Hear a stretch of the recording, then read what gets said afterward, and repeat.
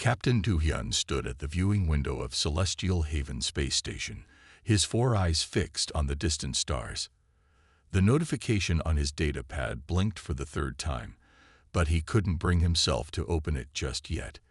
In his 15 years of service to the Galactic Protection Force, he had never been assigned to guard a Deathworlder before. The term made his scales ripple with unease. Deathworlders, species that evolved on planets with such harsh conditions that most other sentient races would die within minutes of setting foot on their surface, and humans were among the most notorious of them all. "Captain," Lieutenant Yoon-ji's voice came from behind him. "The mission briefing is waiting for your approval." Do-hyun turned to face his second-in-command. Yoon-ji's silver scales gleamed under the station's artificial lighting, her uniform perfectly pressed as always. "Have you reviewed the file?" he asked. "Yes, sir. The subject is Ambassador Hae-yun of Earth. She will be representing the Human Alliance in the upcoming trade negotiations." Yoon-ji's 3rd eye blinked rapidly, a sign of nervousness that Do-hyun had learned to recognize over their years of working together. "She's bringing her offspring with her." "Her what?" Do-hyun's tail twitched in surprise. He finally opened the notification on his data pad, and there it was, clear as starlight. Ambassador Hae-yun would be accompanied by her 6-year-old son. "This complicates things," he muttered, mostly to himself. "Call Sergeant Kita. We need to review our security protocols." 20 minutes later, the 3 of them sat in the station's secure briefing room. The holographic display showed images of their charges. Ambassador Hae-yun, a human female with what their database described as black hair and brown eyes, features that meant little to Do-hyun's species, which saw in the ultraviolet spectrum. Next to her image was a smaller human, her son. Sergeant Kita, the oldest and most experienced of the 3, studied the images with all 6 of his eyes. "I fought alongside humans during the Nexus War," he said, his voice gravelly. "Never thought I'd be protecting one." "What can you tell us about them?" Do-hyun asked, eager for any first-hand information. Hee-tae's anterior arms crossed over his chest, while his posterior arms gestured at the hologram. "They're stronger than they look. Much stronger. Their bones are reinforced with metals from their high-gravity world. Their muscles are dense. And their endurance." He shook his head. "I once saw a human soldier run for 6 hours straight in full combat gear." Yoon-ji pulled up more data on her pad. "According to our archives, they evolved as pursuit predators. They can regulate their body temperature through water secretion from their skin, allowing them to cool down while moving. Most species would overheat and die.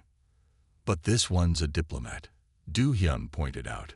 "Surely she won't be engaging in any pursuit predation." "Don't underestimate them," Captain Kita warned. "Every human carries the potential of their savage homeworld within them. I respect them as allies, but I never forget what they're capable of." Do-hyun nodded and pulled up the security schematics of the diplomatic quarter. "The ambassador and her son will be staying in Suite 7A. We'll need to modify the environmental controls. Earth standard gravity and atmosphere." He looked at his team. "We'll work in shifts. Full protective gear at all times." "Sir," Yoon-ji interrupted, "there's something else you should see." She transferred a file to the main display. "The ambassador's son, Jae-ho. He has a condition humans call asthma. It affects their breathing system." Do-hyun felt his scales tighten with stress. Not only did they have to protect a Deathworlder diplomat, but they also had to ensure the survival of a potentially vulnerable offspring. "Download everything we have on human medical conditions. I want us prepared for any emergency." The next few hours were spent in intensive preparation. They studied human biological data, security footage from other stations that had hosted Deathworlders, and emergency protocols. Do-hyun insisted that each team member memorize the fastest routes to the medical bay from every point in their assigned sector. As they worked, a message arrived from station control. The human transport ship had entered the system ahead of schedule. They would dock in less than 2 hours. Typical, Kita grumbled. Humans never stick to expected timeframes. Their enhanced metabolism makes them constantly rush. Do-hyun stood, straightening his uniform. Lieutenant Yoon-ji, perform a final check of Suite 7A. Sergeant Kita, coordinate with dock security. I'll prepare the welcome protocols. As his team dispersed, Do-hyun found himself back at the viewing window. The transport ship would be visible soon, a tiny dot growing larger against the backdrop of stars. He remembered the stories he'd heard about Earth, a death trap of a planet with crushing gravity, extreme temperature variations, and vast bodies of toxic dihydrogen monoxide covering most of its surface. The humans not only survived there but thrived, building civilizations, and eventually reaching for the stars. The ship appeared right on cue, its sleek design distinctive of human engineering. Do-hyun watched it approach, his mind racing with questions. What kind of diplomat would bring a child into space? What sort of mother was this Ambassador Hae-yun? Captain, Yoon-ji's voice came through his communicator. Suite 7A is ready. I've adjusted the gravity to Earth standard, but sir, it's uncomfortable. How do they live like this? We'll work in short shifts, he assured her. No one stays in Earth gravity for more than 2 hours at a time. He paused, then added, and Yoon-ji, remember your gravity compensators. I don't want anyone getting crushed because they forgot basic safety protocols. The docking procedure began, and Do-hyun made his way to the arrival bay. Kita was already there, directing the security drones into position. The surgeon's experience showed in his efficient movements and careful attention to detail. Dock seals engage, announced the station's eye. Beginning atmospheric matching. Warning, adjusting to Earth standard mixture. Do-hyun and his team checked their protective gear one final time. The suits would shield them from the higher oxygen content that humans needed to survive. To their species, Earth's atmosphere was like breathing fire. The airlock cycled, and Do-hyun straightened his posture. First impressions were crucial in diplomatic security. He needed to project both competence and respect. The inner door slid open. Ambassador Hae-yun stepped through first, and Do-hyun's training almost failed him. He had expected someone larger, more intimidating. The human woman before him stood shorter than him, dressed in what his cultural briefing had called a business suit. Her movements were graceful, controlled, showing no sign of the legendary strength her species possessed. Behind her came a smaller figure, her son, Jae-ho. The child moved with the boundless energy that Do-hyun had been warned about, his eyes wide with wonder as he took in the alien architecture of the station. Ambassador Hae-yun, Do-hyun said, using his translator to speak in Korean, her preferred language.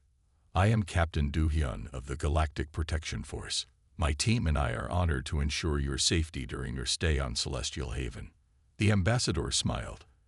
A human expression that his cultural training had taught him indicated friendliness rather than aggression. The honor is mine, Captain. I hope my early arrival hasn't caused any inconvenience. Not at all, Ambassador. We are prepared to escort you to your quarters whenever you're ready. Jae-ho, who had been staring at Kita's multiple arms with undisguised fascination, suddenly spoke up. Mom, he has 6 eyes. That's so cool. Do-hyun watched in alarm as the child moved toward Kita, but the ambassador gently caught her son's shoulder. Jae-ho, remember what we talked about. We need to be respectful of personal space. Sorry, the boy said, stepping back. But can I ask questions? I've never met anyone with 6 eyes before. Kita, to Do-hyun's surprise, lowered himself to the child's eye level, a move that required significant trust given their species' instinctive wariness of Deathworlders. You may ask questions, young one. Knowledge leads to understanding. As they began their walk to the diplomatic quarter, Do-hyun found himself reevaluating his expectations. The ambassador carried herself with diplomatic poise, showing none of the aggressive tendencies he had been warned about. Her son, while energetic, seemed well-behaved and curious rather than threatening. Yet Kita's words echoed in his mind, "Never forget what they're capable of." The real test, Do-hyun knew, would come in the days ahead. The trade negotiations would be tense, and stress had a way of bringing out any species' true nature. As they reached Suite 7A, he made a mental note to review the emergency protocols one more time. After all, it wasn't just about protecting a diplomat anymore. They were responsible for a mother and her child. Deathworlders or not, that was a duty Do-hyun took very seriously. "Welcome to Celestial Haven," he said as the suite's door opened. "If you need anything, we are at your service." Ambassador Hae-yun thanked him with another smile, while Ja-ho bounced excitedly into the room, immediately drawn to the viewport showing the star-filled expanse of space. As Do-hyun took up his position outside the suite, he realized that this assignment would challenge everything he thought he knew about humans. He only hoped he was ready for whatever surprises lay ahead. 3 days into their assignment, Lieutenant Yoon-ji was beginning to question everything she knew about Deathworlders. She watched through the security feeds as Ambassador Hae-yun helped her son Ji-ho with his morning routine. The scene before her looked nothing like the training videos about dangerous humans. "More juice, please," Ji-ho asked politely, holding up his cup. The ambassador poured him some orange liquid that their database identified as a common earth beverage rich in vitamin C. "Remember to take your medicine first," Hae-yun reminded him gently. She helped Ji-ho with his inhaler, a process that Yoon-ji had studied extensively in preparation for this assignment. The door chimed, and Captain Do-hyun's voice came through the intercom. "Ambassador, your first meeting begins in 30 minutes. "Thank you, Captain," Hae-yun responded. She turned to her son. "Ready to spend the morning with Ms. Nam from the Earth Embassy?" Ji-ho nodded excitedly. "Can I show her my space drawings?"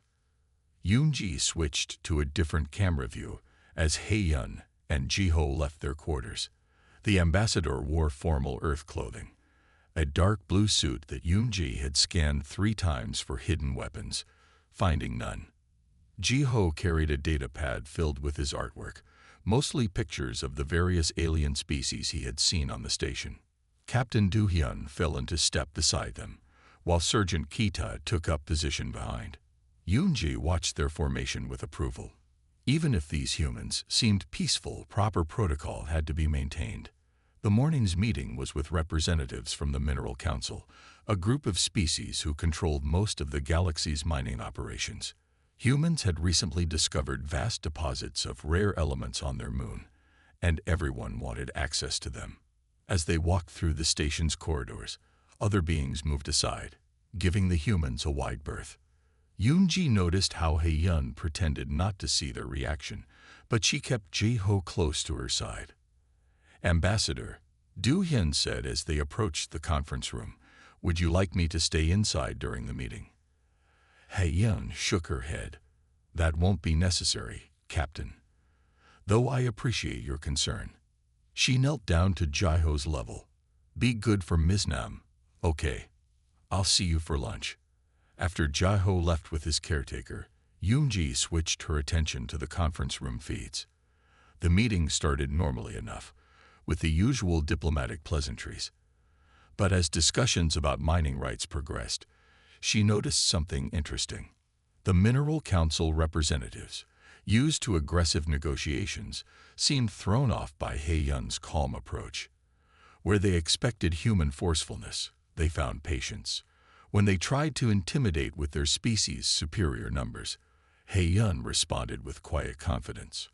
"Earth is happy to share its resources," the ambassador was saying, "but we believe in sustainable practices.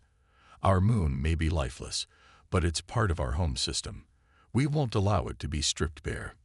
One of the council members, a crystalline being named Rock, vibrated in frustration, a sign of aggression in their species. "Your kind evolved on a death world. What do you know of preservation?" Yoon-ji tensed, her hand moving to her weapon. But Hae-yun's response surprised her. Precisely because we come from a harsh world, we understand the importance of balance, the ambassador said softly. Earth taught us that resources, once depleted, may never return. We learned this lesson through difficult experience. We're offering you the chance to learn it through cooperation instead. The meeting ended 2 hours later with a tentative agreement for a joint mining operation. As Hei-yun left the conference room, Yoon-ji noticed something she hadn't seen before, the careful way the ambassador moved, as if constantly aware of her own strength.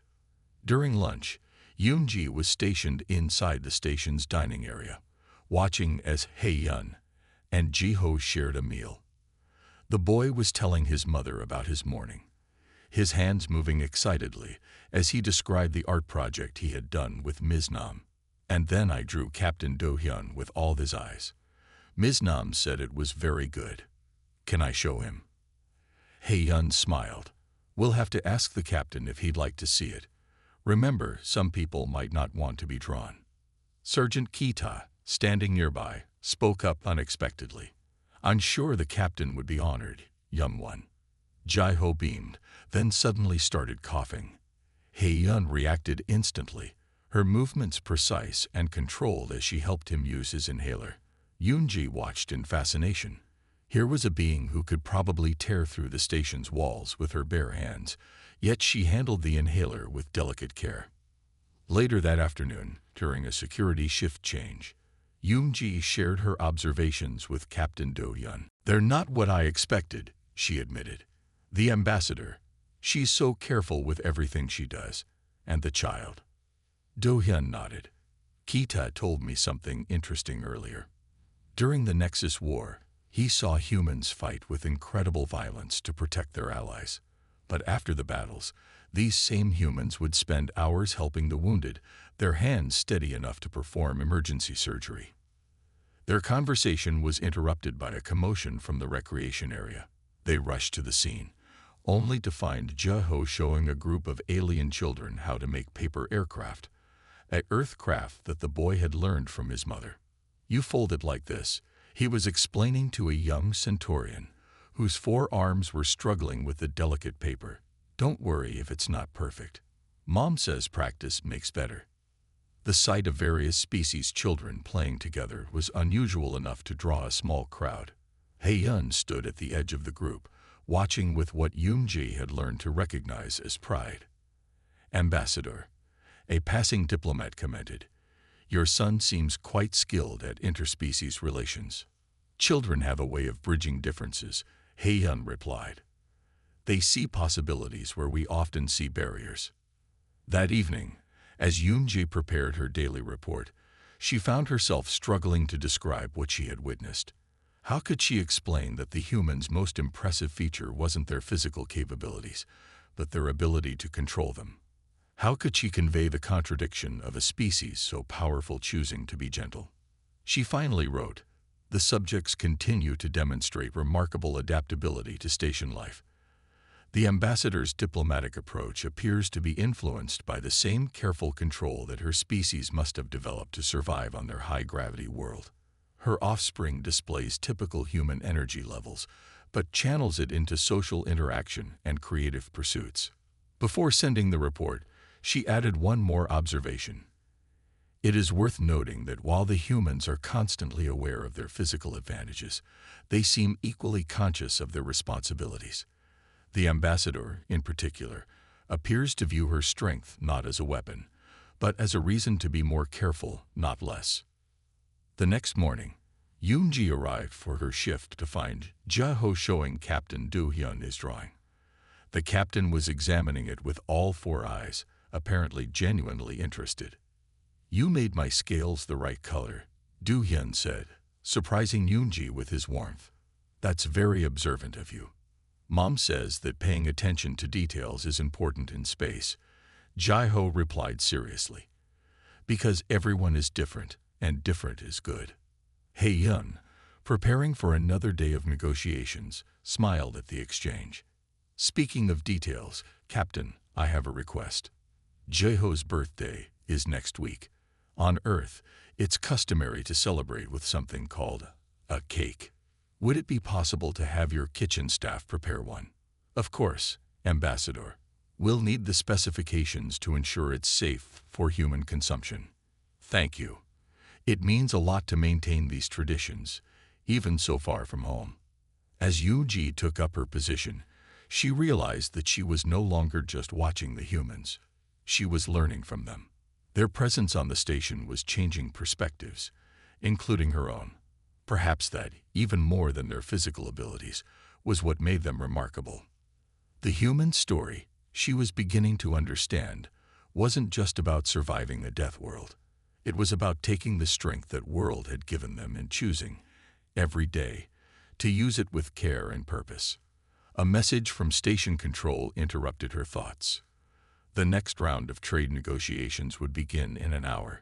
Another day of watching a Deathworlder demonstrate diplomacy was about to begin, and Yoonji found herself looking forward to what she might learn. The morning started like any other on Celestial Haven. Sergeant Kita checked the security systems while Captain Do-hyun reviewed the day's schedule. Lieutenant Yoonji monitored the cameras as Ambassador Hae-yun and Ji-ho prepared for their day. The trade negotiations were going well. After 2 weeks on the station, the human delegates had earned respect from most of the council members. Even the mining representatives who had initially opposed them were starting to see the benefits of cooperation. "Mom, can we visit the observation deck after your meeting?" Ji-ho asked as they walked through the station's main corridor. "Ms. Nam says there's going to be a solar flare today." Hae-yun checked her datapad. "If the morning session ends on time, we should be able to watch it together." Captain Do-hyun walked slightly ahead of them, his 4 eyes scanning the area constantly. The morning crowd moved around them, no longer giving the humans such a wide berth as they had in the first days. People were getting used to seeing the Deathworlders. None of them knew that this ordinary morning would change everything. The first sign of trouble came from the cargo level below. A warning light flashed on Yoonji's monitor. "Captain," she called through the comm link, "we have an irregularity in the cargo hauler systems." "What kind of irregularity?" Do-hyun asked, his hand moving to his weapon. Before Yoonji could answer, a loud crash echoed through the station. The floor beneath them shook. Emergency lights began flashing. "Alert! Alert!" The station's AI announced. "Cargo hauler malfunction detected in Section 7. All personnel clear the area." Do-hyun looked up at the ceiling panels. They were in Section 7. "Ambassador," he said firmly, "we need to move. Now." Hae-yun nodded, reaching for Ji-ho's hand. But the boy had moved a few steps away to look at a display of stellar maps. As she turned to call him back, the floor shook again. This time, the vibration was stronger. The sound of tearing metal filled the air. Station visitors began running, their panic making the situation more dangerous.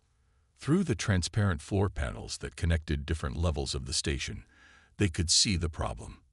A cargo hauler, one of the massive vehicles used to move shipping containers, had broken free from its guide rails. Its anti-gravity systems were malfunctioning, causing it to rise and fall unpredictably. "Ji-ho," Hae-yun called out. "Come here, quickly." The boy turned and started running back to his mother. But at that moment, the cargo hauler smashed through the floor beneath him. The transparent panels shattered. Ji-ho fell. What happened next seemed to move in slow motion to the watching security team. The boy didn't fall far, only about 2 meters, landing on top of the cargo hauler itself. But the vehicle was unstable, its systems going haywire. As Ji-ho tried to stand up, the hauler tilted sharply. He slid toward the edge, where the gap between the vehicle and the broken floor created a dangerous pit. Hae-yun moved faster than any of her guards had ever seen a being move.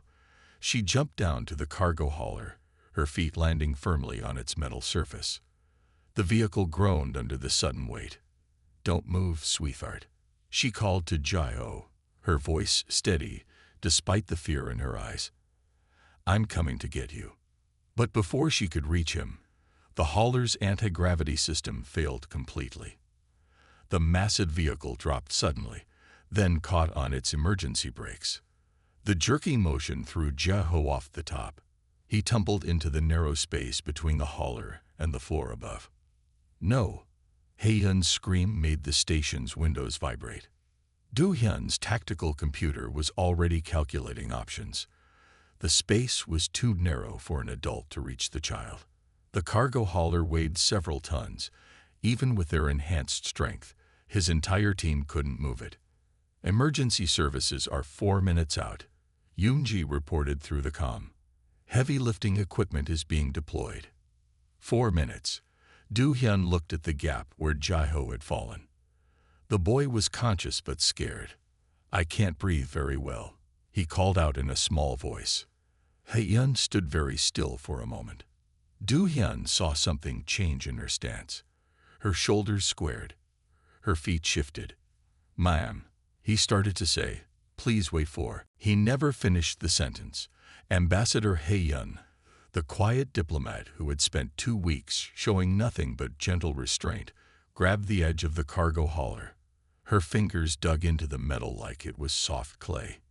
Jae-ho, she said calmly, when I lift this, I need you to roll toward me. Can you do that, baby? The boy's voice was getting weaker. Yes, Mom. Ki-Ta's combat scanner was beeping wildly. Captain, her muscle density is increasing exponentially. Body temperature rising. Skeletal structure showing stress points that should be impossible. With a sound like tearing steel, Ambassador Hae-Yun lifted the cargo hauler. Do-hyun's tactical computer shut down. It simply couldn't process what he was seeing. The ambassador's arms shook with effort, but she was lifting several tons of metal. The cargo hauler moved just enough to create a wider gap. Jae-ho rolled away from the dangerous space, clutching his inhaler. The moment he was clear, Hae-Yun let go of the vehicle. It crashed back down with a sound that echoed through the entire station. The ambassador stumbled. Do-hyun rushed forward to help her, but she pushed past him, dropping to her knees beside Jae-ho. Let me see, she said softly, checking him for injuries. Her hands, which had just bent metal, now moved with feather-light gentleness over her son's arms and legs. Does anything hurt? Jae-ho shook his head, then threw himself into his mother's arms. I was scared, he whispered. Me too, baby. Hae-Yun held him close, and Do-hyun saw that her hands were shaking now. Me too. Emergency response teams arrived moments later, flooding the area with medical personnel and repair crews. Do-hyun watched as they scanned both humans for injuries. Jae-ho was fine, not even a broken bone. But the scanner showing Hae-Yun's biological readings made one of the medical officers step back in shock. Ambassador, the medical officer said, you've torn most of the major muscle groups in your arms and back. There are stress fractures in your leg bones. Your body temperature is dangerously high. How are you even standing? Hae-Yun, still holding Jae-ho, gave a tired smile. I'm standing because my son needs me to be strong right now, but I wouldn't say no to some pain medication. As they were taken to the medical bay, Do-hyun turned to his team. Ki-Ta's combat scanner was still smoking slightly. Yoon-ji was staring at the cargo hauler, which bore deep finger marks in its metal frame. Report, Do-hyun said, more out of habit than necessity. The cargo hauler weighs 3.7 metric tons, Yoon-ji said quietly. The ambassador lifted it with severe muscle damage already occurring. The force required. She shook her head. Our equations don't work for this. Ki-Ta switched off his useless scanner. I told you both, didn't I? Never forget what they're capable of. He paused. Though I must admit, even I never imagined this. Do-hyun looked at the medical bay doors where their charges had disappeared. He thought about Ambassador Hae-Yun, who spent her days carefully controlling her strength, measuring every movement to make others comfortable, who chose words over force, patience over power, until she needed that power, until her child was in danger. Captain, one of the station's security officers approached. We need your report on the incident. Do-hyun straightened his uniform. Of course. Though I should warn you, you may want to recalibrate your systems. What they recorded today will seem impossible. The officer looked at the damaged cargo hauler. We saw the video feeds. Is it true? Did she really? She did what any mother would do, Do-hyun interrupted. The only difference is she could. As he followed the officer to give his report, Do-hyun realized something important had changed today. Not just in how they saw humans, but in how they understood strength itself. Sometimes, he thought, the strongest beings are the ones who choose not to show their strength at all, until they have no choice. The medical bay of Celestial Haven had never been so crowded. Staff members found excuses to walk past the observation window, hoping to catch a glimpse of the human ambassador who had lifted a cargo hauler. Security teams reviewed footage of the incident on their datapads, playing it over and over as if the images might change. Lieutenant Yoon-ji stood guard outside the treatment room, watching through the transparent wall as medical officers worked on Ambassador Hae-yun's injuries. The ambassador sat calmly on the examination table while doctors used regeneration devices on her damaged muscles. Ji-ho remained close to his mother, holding her hand. "The scans are complete," the chief medical officer announced, entering the room. "Ambassador, I must say, I've never seen anything quite like this." Hae-yun smiled tiredly. "I imagine not. How bad is the damage?" The doctor displayed a holographic image of her body's internal structure. "You have tears in 80% of your major muscle groups. There are stress fractures in both femurs, and your spine shows signs of compression. By all normal medical understanding, you shouldn't be able to move." "But she is moving," Ji-ho said, looking up at his mother with worried eyes. "Mom, does it hurt a lot?" "Just a little, sweetheart." Hae-yun squeezed his hand gently. "Nothing the doctors can't fix." Captain Do-hyun entered the medical bay, followed by 3 members of the station's administrative council. They had been reviewing the security footage for the past 2 hours. "Ambassador," one of the council members said, "we need to discuss what happened." Hae-yun nodded. "Of course. Ji-ho, why don't you show Lieutenant Yoon-ji your new drawings while I talk to these nice people?" Once Ji-ho had moved to a nearby seat with Yoon-ji, the council members gathered around Hae-yun's bed. Do-hyun noticed they kept a slightly larger distance than necessary. "Our systems recorded the entire incident," the lead council member said. "The cargo hauler you lifted weighs 3.7 metric tons. According to our physics models, what you did was impossible." "Not impossible," Hae-yun corrected gently. "Just unusual. Humans have documented cases of what we call hysterical strength, moments when, under extreme stress, we can access physical capabilities far beyond our normal limits. But the energy required..." Another council member consulted his datapad. "The structural damage to your body suggests you exceeded its safe operational parameters by several thousand%. Hae-yun's expression grew serious. When a human child is in danger, their parent's body will do whatever is necessary to protect them. We stop thinking about safe operational parameters. We stop thinking about anything except saving our child." The chief medical officer stepped forward. "The ambassador's explanation aligns with the data we're seeing. Her body released massive amounts of emergency hormones. Muscle density increased temporarily. Even her bone structure showed momentary enhancement from rapid calcium redistribution." "And the pain?" Do-hyun asked quietly. "Was present but ignored," Hae-yun answered. "The human brain can choose to override pain signals when survival is at stake, especially when it's not our own survival we're fighting for." The council members exchanged glances. One of them cleared their throat. "Ambassador, there is concern about the diplomatic implications of this incident. Some species might see this display of strength as threatening." Hae-yun's laugh surprised them all. "Threatening? I just showed the entire station exactly how far a mother will go to protect her child. If anything, this proved humans can be trusted with great power. We use it only when absolutely necessary." In the corner, Ji-ho was showing Yoon-ji his newest drawing, a picture of his mother lifting the cargo hauler. The lieutenant studied it with interest. "Your mother is very strong," Yoonji said softly. "She's the strongest mom ever," Jaiho agreed. "But she says being strong isn't about lifting heavy things. It's about knowing when to use your strength and when not to." The council members finished their questions and left the medical bay. Do-hyun remained, watching as the doctors continued their treatment. "Captain," Hyun said, "I hope this incident hasn't damaged the trading negotiations." "On the contrary, Ambassador. The Mineral Council representatives sent a message while you were in treatment. They've agreed to all your proposed terms for sustainable mining operations." "Really?" Hyun raised an eyebrow. "That's unexpected." "Not really." Do-hyun's scales shifted in what humans had learned to recognize as amusement. They said any species that values preservation enough to risk self-destruction to protect their young must truly understand the importance of responsible resource management.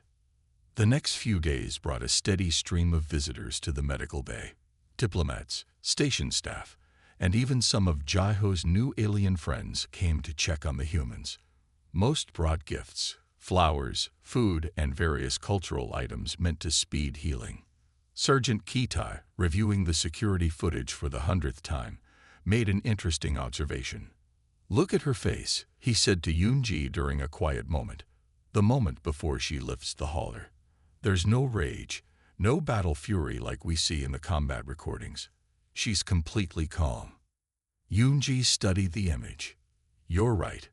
She looks focused, like she's doing something she always knew she could do." "Perhaps that's the most remarkable thing about humans," Kita mused.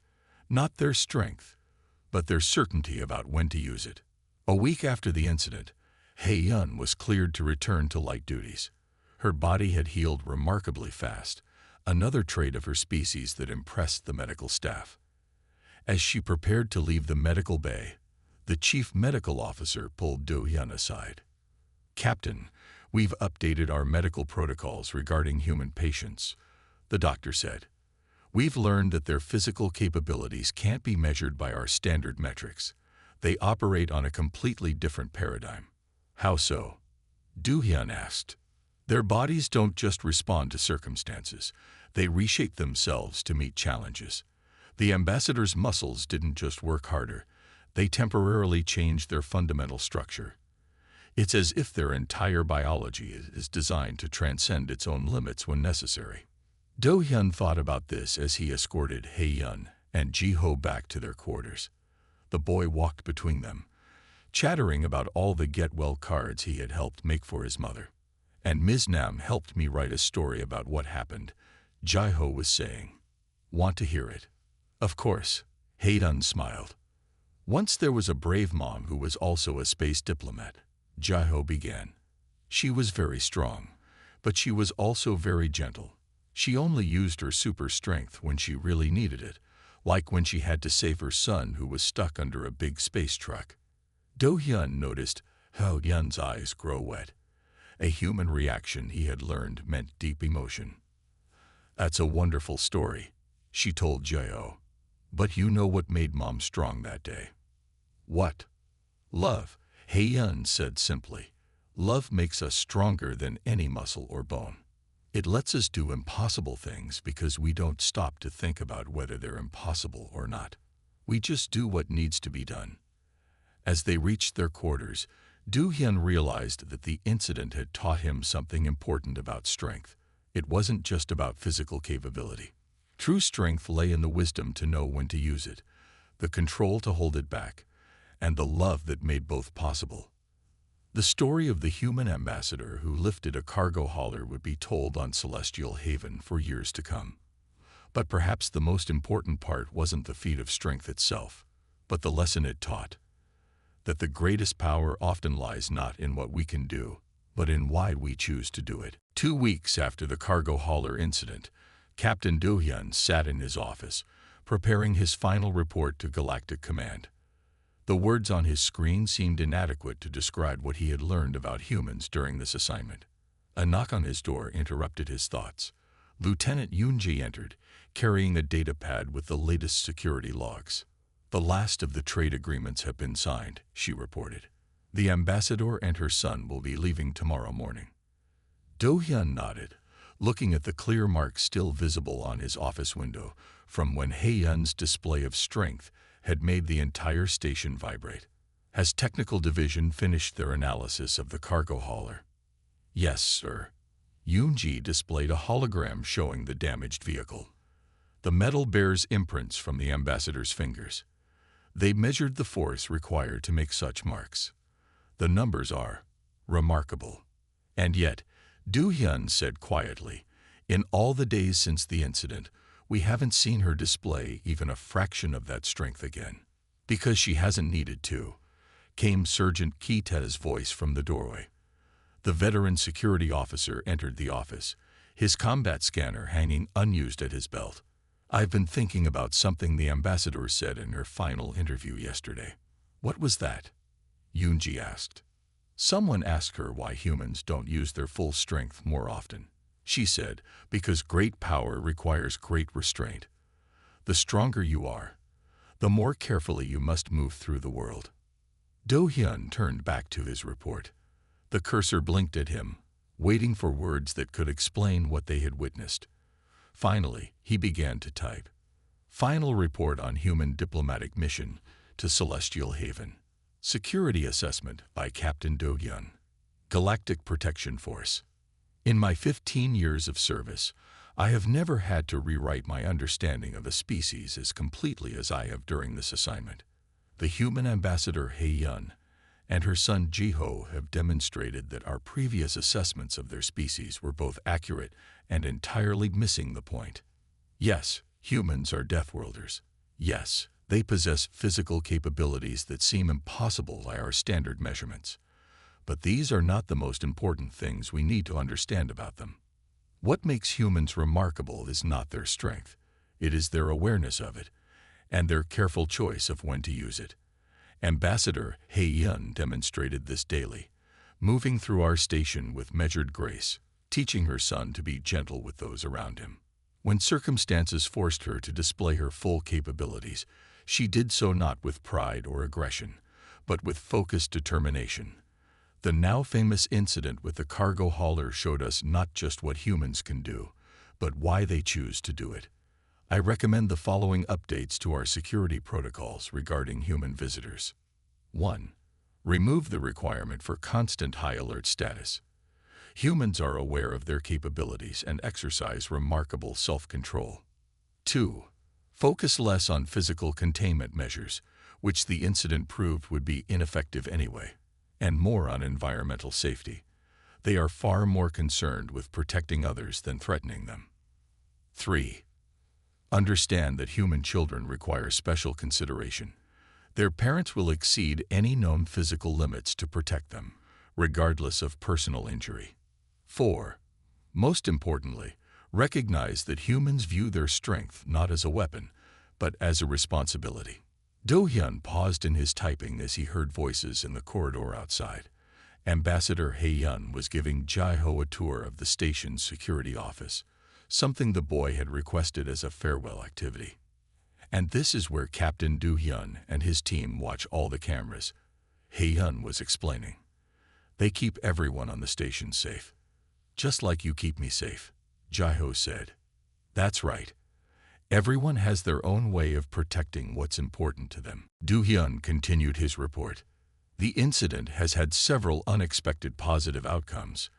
The trade negotiations concluded successfully, with the Mineral Council citing the ambassador's actions as proof of humanity's understanding of protection and preservation. Several species have requested cultural exchange programs with Earth, interested in learning more about human philosophies of strength and restraint. But perhaps the most significant change has been in how we, the security team, view our role. We came into this assignment believing we needed to protect the station from the Deathworlders. We learned instead that we were working alongside them to protect something much more important, the possibility of different species living and working together in peace. Ambassador Hae-yun's display of strength lasted less than 30 seconds. But in that moment, she taught us that true power lies not in the ability to lift impossible weights, but in the choice of when and why to lift them. In conclusion, I formally request permanent assignment to the Human Diplomatic Security Detail. There is much more we need to learn from these remarkable beings who have mastered not just their harsh world, but themselves. As Do-hyun finished his report, he heard Ki-ta speaking with Jae-ho in the corridor. "Will you come visit Earth someday?" the boy was asking. "I'm not sure I could handle the gravity," Ki-ta admitted. "That's okay. Mom says being strong isn't just about muscles. She says you're one of the strongest people she knows because you're brave enough to change your mind about things." Do-hyun added a personal note to his report. Final observation. The human phrase, strength of character, has taken on new meaning for me during this assignment. I have watched Ambassador Hae-yun lift impossible weights and negotiate complex treaties with equal grace. I have seen her son teach our children about gentle hands and open minds. Perhaps this is why humans survived their death world. Not just because they were strong enough to fight it, but because they were wise enough to learn from it. They emerged with not just the power to shape their environment, but the understanding of when they should. As we expand our relations with Earth, I suggest we focus less on what humans can do, and more on how they choose to do it. Their true strength lies not in their muscles, but in their hearts. End report. The next morning, as the human transport ship prepared for departure, Do-hyun and his team stood at attention in the docking bay. Ambassador Hae-yun approached them, Jae-ho at her side. "Captain," she said, "I want to thank you and your team. Not just for your protection, but for your willingness to understand." "The honor was ours, Ambassador," Do-hyun replied. "We learned more than we taught." Jae-ho stepped forward, holding out several pieces of paper. "I made drawings for everyone. This one's you, Captain Do-hyun. See? I drew all your eyes looking in different directions, just like when you're checking for danger." The security team accepted their drawings solemnly. Yoonji showed her monitoring the station's cameras. Ki-ta depicted him teaching Jae-ho how to make proper security rounds. As the humans prepared to board their ship, Hae-yun turned back one last time. "Captain, there's an old saying on Earth, with great power comes great responsibility. Thank you for helping us show that humans take both the power and the responsibility seriously." Do-hyun watched the transport ship depart, Jae-ho waving from a viewport until they could no longer see him. The marks from the cargo hauler incident would eventually be repaired, the metal replaced, the stories filed away in station records. But something more permanent had changed on Celestial Haven. In the days that followed, station residents could sometimes hear security officers telling new visitors about the human ambassador who could lift impossible weights but chose to speak softly, and her son who taught alien children to make paper airplanes. It was a story about strength, but not the kind they had expected to learn from Deathworlders. It was a lesson about the power of choice, the strength of restraint, and the force that could move stars themselves. A mother's love for her child.